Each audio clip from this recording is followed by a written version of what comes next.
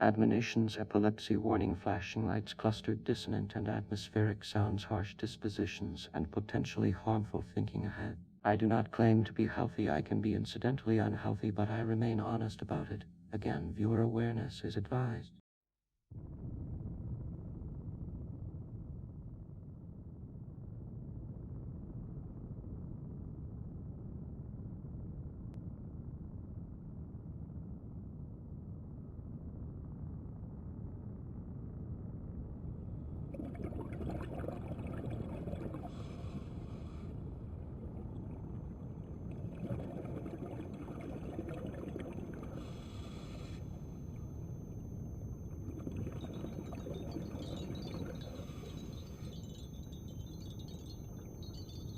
A void remains a void because it is a void, thus says indubitable reasoning. But the universe does not care, and will just be anyway. Welcome to the nature of reality, depending on what we shall call reality. Contradiction is its essence, at least according to the narrative of logic. To know is a silent satisfaction or horrific objection. There is no glory in it, no pride, no passion, no room for love or hate. It is the priceless, spontaneous, random, unique, ambiguous, indefinite, moving instance of now, beyond the direct description of words, aside from the domain of belief. But the mind, ego, will try to substitute it for the presupposition of function. It thinks intelligence has something to do with it. Stupidity, beauty, ugliness, strength, weakness, deserve, etc. Even bad, good, right, wrong, correct, incorrect, truth. All of these words are under superficial themes of its judgment and prerogatives. Propaganda, in other words, to try and convince us that seeing isn't seeing, that thinking of knowing is knowing. But it doesn't understand, and it's trying to understand that consciousness is the box. You cannot know outside of it, that words too are just words ultimately, just placeholders, self-referential feedback loops provoking emotion, for motivation and regulation to navigate the environment for the sake of legacy and survival. It works in unconsciousness, so that unconsciousness can maintain itself. As soon as awareness shines in its no awareness, there is no wrong or right in this, but that is what it is. I merely choose and am forced to pick desire over compulsion. But are we the forced or the force? Neither. Though rationality doesn't like contradiction, it will always be saddened by the world without its projection. It is never the cause, however. I cannot be hypocritical or wrong in an entirely illogical world. I cannot be right either. I just choose and am forced to feed my guttural desire. There is no purpose in it, but that is okay. Because the point is the point. There is an incidental, metaphorical, literal, metaphysical joke for you.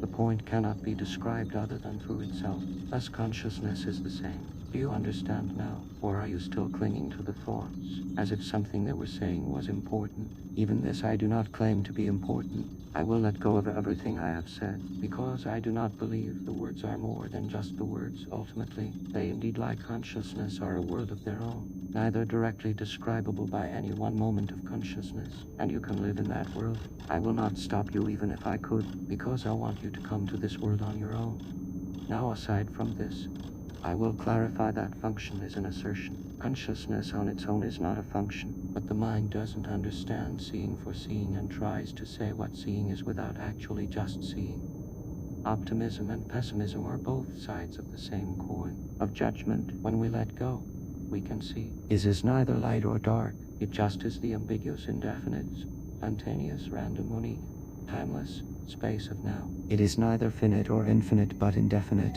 It is causeless and therefore random. It is beyond words, so the words must fall to see it. Time is the arbitrary measurement of movement, but the movement is also indefinite. So the box ultimately can be seen as either two worlds. So they work with substitutions, but that's all they are. So the box of inaccessibility is also consciousness, or the realm of ego from either point of view, until the convergence happens. But it doesn't, it's more like conversion, for you cannot know words beyond words, you cannot know consciousness beyond consciousness. They simply overlay each other, but are not each other. So if the box context reached beyond itself, then that becomes a part of it. Thus the box of inaccessibility remains, but it is also accessible in other ways. Thus the contradiction logic the mind I see. But we do not have to obey it like the universe, which will just be. Despite the indubitable statement, a void remains a void because it is a void. We can just be too indefinitely.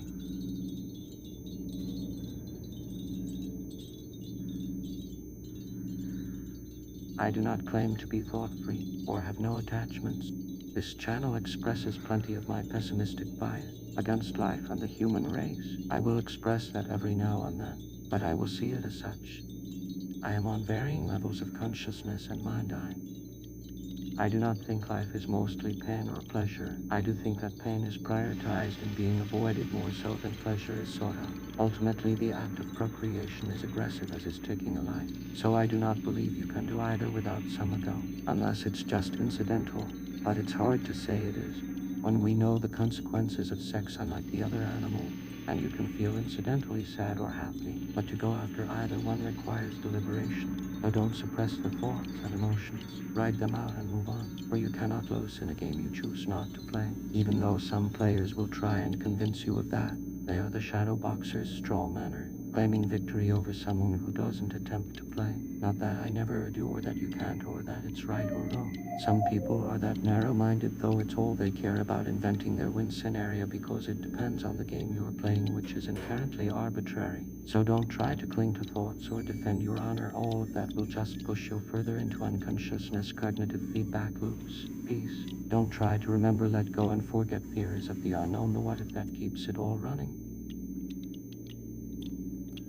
Do not be too afraid to die, just as not to be too afraid to live. Do not be too afraid to unlearn everything you have learned from education, heritage, or other. But it's okay to imagine, because imagination can cause enjoyment. But like with everything, it can turn compulsive, and you can be compulsive over being compulsive, for its ambition and sake of legacy.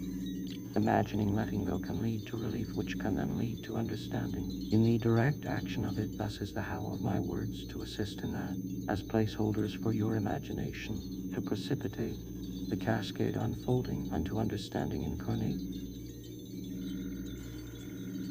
If I am or you are just convincing yourself, don't worry about it, because that will ironically or not just cause more of what you are afraid of. I am an honest thinker in the sense that I hardly filter my thoughts or try to think, the words just come. I never said I was a good writer or truthful thinker, but I do not believe I am a bad writer or erroneous thinker. Nor do I believe that the dichotomy is feasible either way. Nor will I be compelled to prove or disprove my innocence, or my monstrosity or hypocrisy. I do not believe either states are feasible anyway, not just in me but everyone. I do not think there is craziness or sanity ultimately, or evil or good. I am a nihilist in that regard, if you were going to call it anything, and I do not believe that is bad or good. A nihilist with pessimistic biases, occasionally expressed. As for whether you will accuse me of pretending, I do not have to try and prove or disprove it. I will let the subjugations fall. You are free to believe whatever is to thy heart's content. I will not stop it, even if I could, because in force there is no learning from the forced, and the forcer is held liable for the forcing. So I will forfeit all fee or attacks or gains, but believe if you wish otherwise. If I am to be tortured, I will be tortured for who I am and not what. But I will never be a victim or persecutor. I will never be safe or in danger, for I am the ambiguous instance of now, and I am not always or sometimes that, but I am indefinitely it. I do not speak with passion to compel, but with wisdom to understand. That is how I write in prose, not poetry, but I don't mind an incidental rhyme, just as I do not mind an incidental joy. I am not supposed to be doing anything, no responsibility, no deliberation, no direct joy, only indirectly, incidentally, same with all else, thought and emotion-wise. And if I become repetitious, it's because, like with anything guttural, I do not do it only once. I want more until there is no more to be. I write simply to be understood. If I am complicated, I will do what I can to let it go. I do not seek to confuse. If you have made it this far, I am pleased, not that you have to like it. I would have done it anyways, but your giving is always appreciated, nonetheless incidental, deliberate or not. Even if I am to be compelled, that will not be honest. I am not brave or cowardly either. I am the ambiguous, indefinite, spontaneous, random, unique, timeless, priceless instance of now. So if you wish to attack me for what I say, I will not try to stop you, because who I am can never be touched truly. They don't know how to deal with what I say, so I am the easier target. I will let that go too. I am ultimately not the woke one or the lost. These words were just another spinning of narrative you do not have to take for granted. For I am the ambiguous, indefinite, spontaneous, random, unique, timeless, priceless instance of now, beyond the direct description of words.